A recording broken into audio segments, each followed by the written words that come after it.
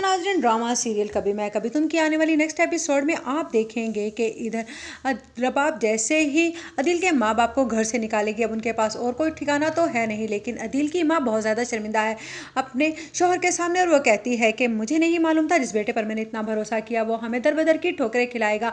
जिस पर उसका शोहर कहता है कि अब हमें कहाँ जाना है, जिस पर वो कहती है कि मुझे लगता है अब हमें अपनी बेटी की तरफ जाना चाहिए। जिस पर कहता है मुस्तफ़ा का बाप कि मैं बहू के घर से निकलकर दामाद के घर पर जलील होने के लिए नहीं जा सकता।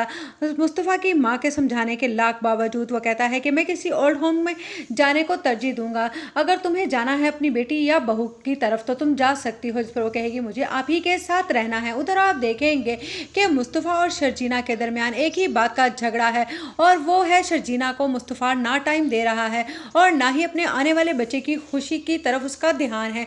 इससे तंग आ जाएगा मुस्तफ़ा और कहेगा क्या तुमने बच्चे बच्चे की रट लगा रखी है, मैं इस दुनिया में इस बच्चे को लाना ही नहीं चाहता। जैसी ज़िंदगी हम गुजार रहे हैं क्या वो भी वैसी ही ज़िंदगी गुजारेगा। जिस पर शर्जीना को गुस्सा आ जाएगा और कहेगी कि तुम किस कदर बदल चुके हो, मुझे इस बदले हुए इंसान के साथ नहीं रहना है।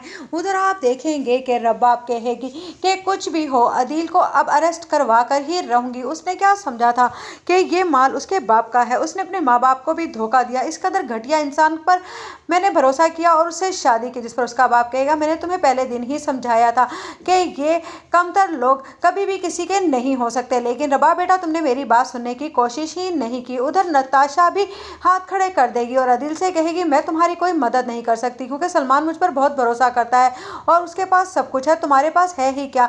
रबाब का जो कुछ भी दिया हुआ था वो भी तुमसे छिन गया। जिस पर कहेगा अदील मुझे तुमसे ये उम्मीद नहीं थी, तुम मुझसे मोहब्बत हो गई थी ना। जिस पर कहेगी नताशा मैं इतनी भी बेवकूफ़ नहीं कि अपनी सारी लग्जरीज छोड़कर तुम्हारे जैसे कंगले इंसान पर हर अपनी जान छिड़क दूं, और वो भी ऐसा इंसान जिसे रबाब किसी भी वक्त अरेस्ट करवा सकती है। ये सुनते ही अदील के दिमाग में ये बात आएगी कि कहीं वो मुझे अरेस्ट ना करवा दे, मुझे इससे पहले मुल्क से भाग जाना चाहिए। लेकिन उसके पास जब उसका